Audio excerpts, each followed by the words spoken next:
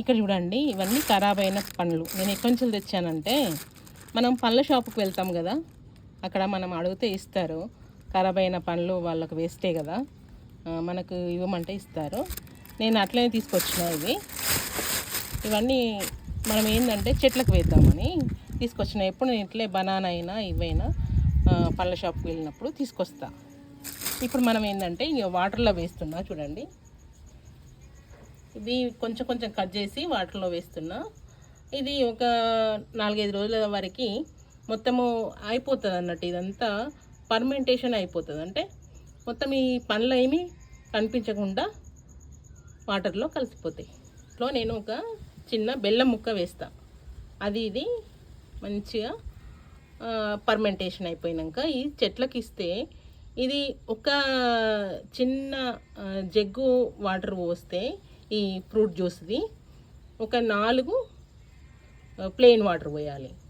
అలా డైల్యూట్ చేసుకొని మొక్కలకు అన్నిటికి ఇచ్చినాం అనుకోండి, చాలా హెల్తీగా ఉంటాయి, గ్రీన్గా ఉంటాయి.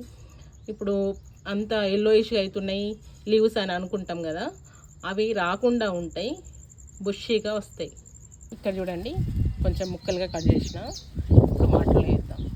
ఇప్పుడు మొత్తం వాటర్లో వేసేసుకుంటే సరిపోతుంది. దీనిలో బెల్లం వేసినా వేయకుండా పర్లేదు, వేస్తే ఇంకా బాగుంటుంది, చాలా హెల్తీ.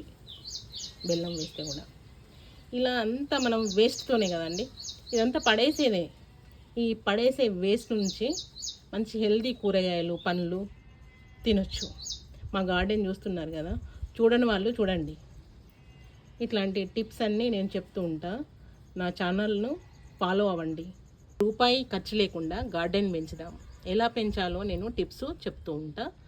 నా ఛానల్ సబ్స్క్రైబ్ చేసుకోండి, లైక్ చేయండి, షేర్ చేయండి. ఇలా కర్రతోనే రోజు మనం గార్డెన్కి వచ్చినప్పుడు ఇలా కలిపి పెట్టుకుంటే సరిపోతుంది. ఈ వేడికి తొందరగా పర్మెంట్ అయిపోతుంది. ఇలా చేయండి, హెల్దీ మొక్కలు పెంచండి, హెల్దీ కూరగాయలు పండ్లు తినండి. అందరం ఇలా చేద్దాము.